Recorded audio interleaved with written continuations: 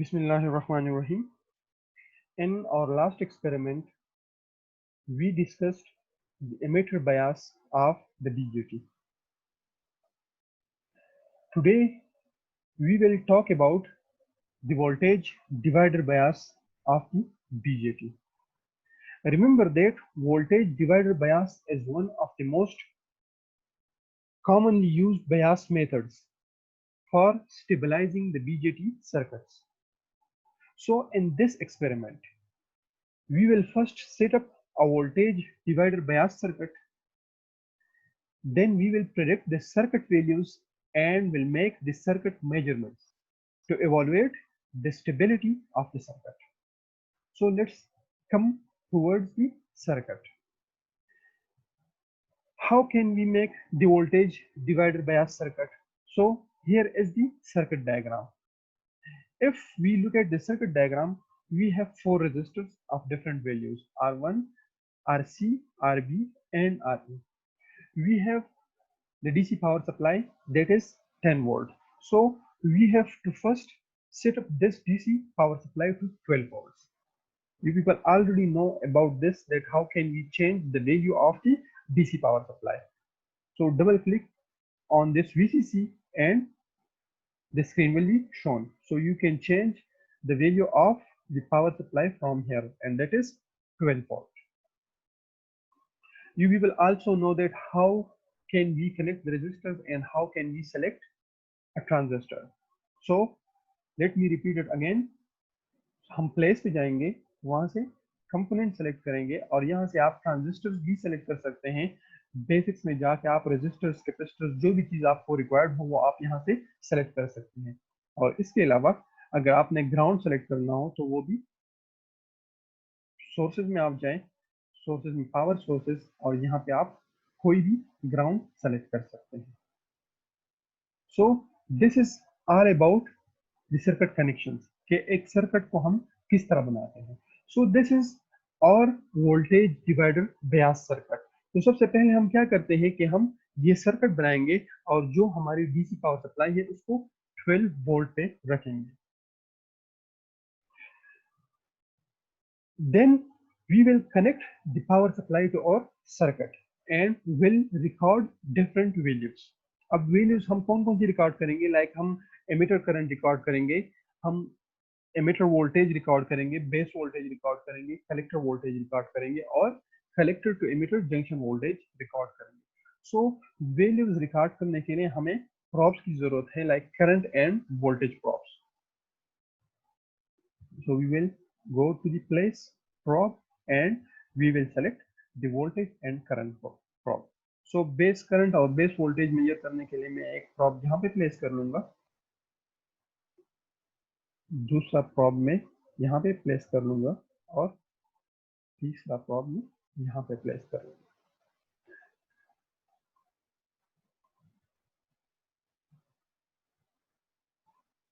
Now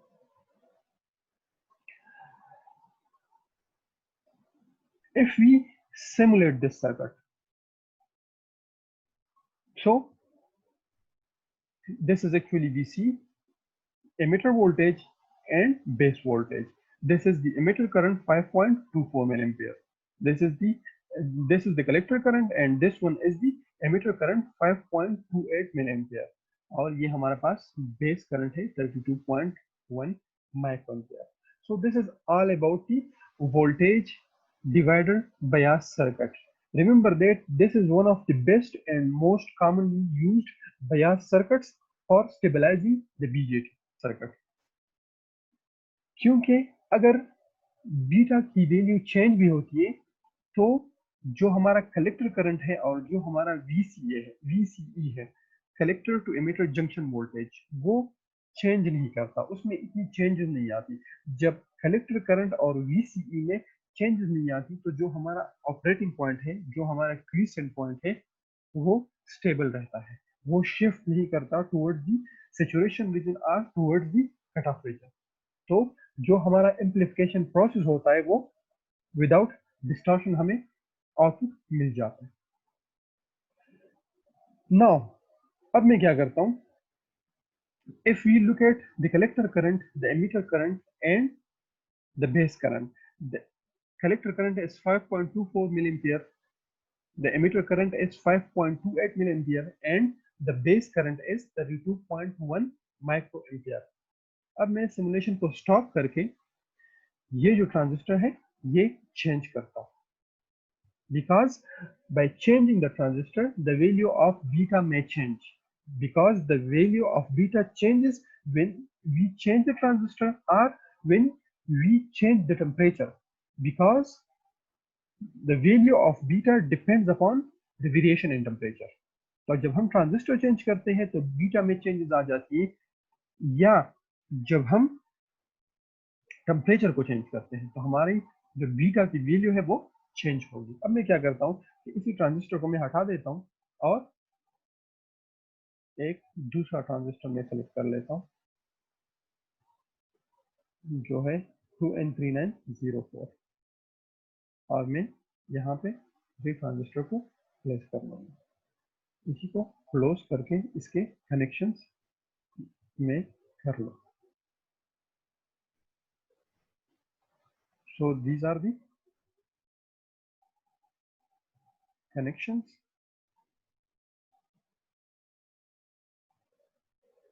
emitter को उठा के मैं यहाँ पे प्लेस करता हूँ। Now I changed the transistor and let me simulate this circuit again. If we look at the collector current, that is 5.24 milliampere, the emitter current 5.28 milliampere, and the base current 32.1 microampere. So this is one method of changing the value of beta. कि जब हमारे जब beta का value change होगी तो उसका effect collector current और VCE पे इतना असर नहीं होता। जब कलेक्टर करंट और VCE चेंज नहीं होगा तो जो हमारा ऑपरेटिंग पॉइंट है वो चेंज नहीं होगा, जो हमारा ऑपरेटिंग पॉइंट है वो स्टेबल रहता है। दूसरा मेथड क्या है? How can we change the value of beta? So we can change the value of beta by changing the temperature. So another method is that we can use a heat gun or soldering iron to heat the transistor.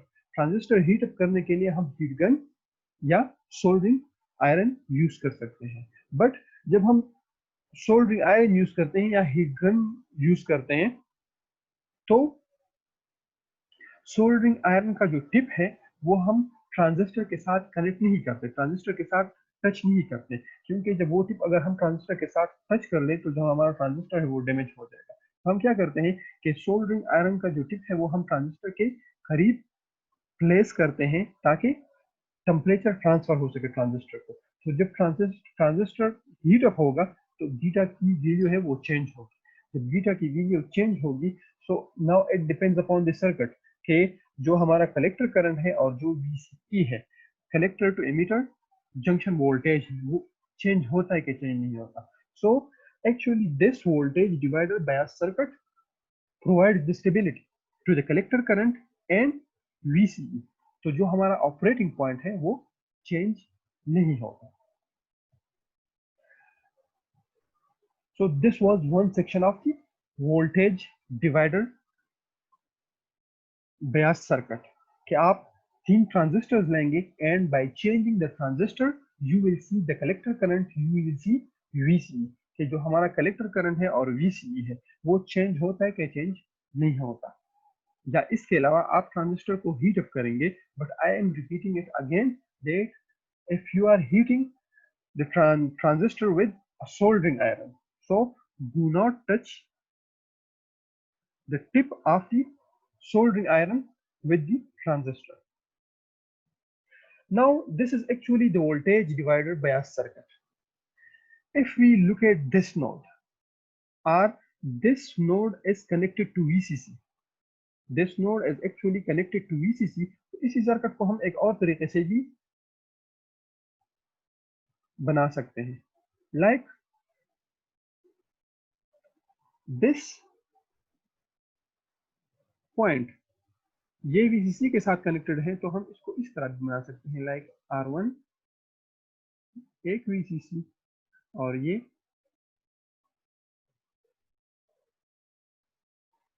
RC, मतलब जो हमारा VCC point है उसको हम अलग भी कर सकते हैं और सेम सप्लाई है, क्योंकि R1 को भी वही VCC मिल रही है। Now if we look at, यहाँ पे हमारा ट्रांजिस्टर कनेक्टेड है और ट्रांजिस्टर इसी पॉइंट पे कनेक्टेड है। ये VCC है, this is R1, this is RB और ये ग्राउंड है। अगर आप इसी सर्किट को देख लें, VCC क्योंकि R1 इसी पॉइंट के साथ कनेक्टेड है, it means that R1 is also connected to VCC। तो अगर आप इसी सर्किट को देख लें, इसी सर्किट को हम तभी वोल्टेज डिवाइडर रूल अप्लाई कर सकते हैं जब ये दोनों रेजिस्टेंसेस R1 और RB सीरीज में कनेक्टेड हो। अगर ये दोनों रेजिस्टेंसेस सीरीज में कनेक्टेड हो, मतलब इससे सेम करंट फ्लो हो रहा हो, तो हम वोल्टेज डिवाइडर रूल यूज कर सकते हैं। बट अगर आप यहाँ पे देख लें तो यहाँ पे हमारे पास एक स्मॉल बेस करंट जा रहा है, क्योंकि यहाँ पे जो बेस वोल्टेज है वो जीरो नहीं है। तो हम क्या करते हैं कि इसका थेवेनिन इक्विवेलेंट सर्किट ड्रा करते हैं इसी पॉइंट पे, जो हमारा ये नोड है, बेस नोड है, इसी पॉइंट पे हम थेवेनिन इक्विवेलेंट सर्किट ड्रा करते हैं। Because due to this node, these two resistors are not connected in series, so we cannot use the voltage divider rule at this point. So we will use the Thevenin equivalent of this circuit. So if you use the Thevenin equivalent of this circuit at this point, so the circuit will be like this is transistor, तो जो हमारा circuit है वो इसी तरह हो जाएगा, this is RB and this is ground, और ये जो है R1, ये हमारे पास है VCC and this is ground.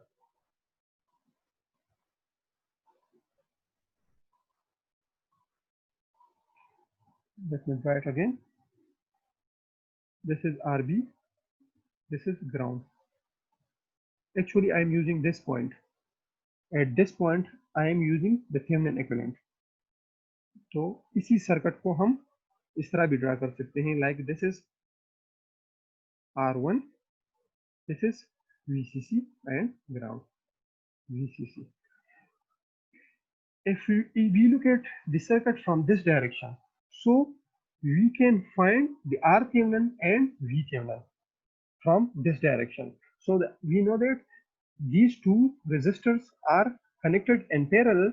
So RThevenin find out करने के लिए हम VCC को short करेंगे. So by shorting this VCC, these two resistors R1 and RB are connected in parallel. तो जो हमारा RThevenin है, RThevenin will be equal to R1 R2 divided by R1 plus R2. This is RThevenin. और जो हमारा VThevenin है, तो VThevenin find out करने के लिए VThevenin will be equal to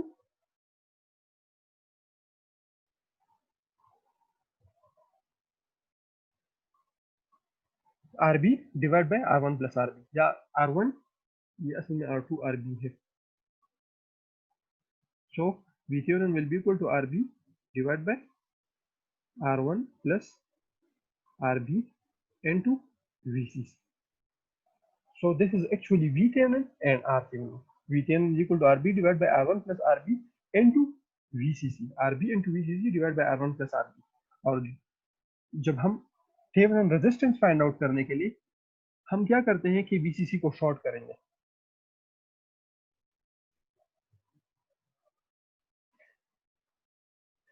Thevenin resistance find out करने के लिए हम क्या करते हैं, VCC को शॉर्ट करते हैं. जब VCC को हम शॉर्ट करते हैं तो RThevenin will be equal to R1 RB divided by R1 plus RB, because both these resistors are connected in parallel. This will be our RThevenin. And VThevenin find out करने के लिए हम क्या करते हैं, VThevenin will be equal to RB divided by RB into VCC divided by R1 plus RB. This will be our VThevenin. Because इसी point पे हमने VThevenin फाइंड आउट करना है. So VThevenin will be equal to RB into VCC divided by R1 plus RB। एक दफा जब आप VThevenin और RThevenin फाइंड आउट करते हैं तो जो हमारा सर्किट है वो बिल्कुल इसी तरह बन जाएगा। मतलब ये हमारा ट्रांजिस्टर होगा, ये ऊपर वाला सर्किट होगा रेजिस्टर और VCC, ये VCC, दिस इज RC, ये हमारा R ही इमिटर रेजिस्टर है, तो जो हमारा RThevenin है वो यहाँ पे आ जाएगा, और जो VThevenin है दिस विल बी और VThevenin। तो आप क्या करेंगे कि इसी सर्किट की जो वैल्यूज हैं आप लोग फाइंड आउट कर लेंगे, like collector current, emitter current, base current, base voltage, collector voltage, emitter voltage and VC। जब एक दफा आप ये चीजें फाइंड आउट कर लेंगे तो फिर आप RThevenin कैलकुलेट कर लेंगे, VThevenin कैलकुलेट कर लेंगे, और इसी तरह का आप एक सर्किट बना लेंगे, लाइक इसी तरह का एक सर्किट बना लेंगे मल्टी सेल में। तो जो वैल्यूज आपने RThevenin और VThevenin की कैलकुलेट की हैं, उन वैल्यू उसी वैल्यू का रेजिस्टर और वोल्टेज सोर्स, पावर सोर्स आप यूज करेंगे, चाहिए। और जो वैल्यूज आपने इसी सर्किट से फाइंड आउट की है, like collector current, VCE, base voltage, emitter voltage and collector voltage, वो इसी सर्किट से फिर फाइंड आउट कर लेंगे। So this is all about the voltage divider bias of BJT। I am repeating it again कि जो वैल्यूज आपने इसी सर्किट से फाइंड आउट की हैं, तो इसी सर्किट को यूज करके आप RThevenin फाइंड आउट करेंगे, VThevenin फाइंड आउट कर लेंगे, और ये सर्किट बना लेंगे मल्टी सेल में। जो RThevenin की वैल्यू आपने कैलकुलेट की है तो वही रेजिस्टेंस आप लेंगे, वही जो VThevenin आपने कैलकुलेट किया है वो VThevenin यूज करेंगे, और इसी तरह का आप एक सर्किट बनाएंगे, like RThevenin, VThevenin, collector resistor, emitter resistor और ट्रांजिस्टर। और ट्रांजिस्टर की जो वैल्यू है, बीटा वैल्यू, वो आप सेलेक्ट करेंगे 150। बीटा की जो वैल्यू है वो आप 150 सेलेक्ट करेंगे, और जो वैल्यूज आपने इसी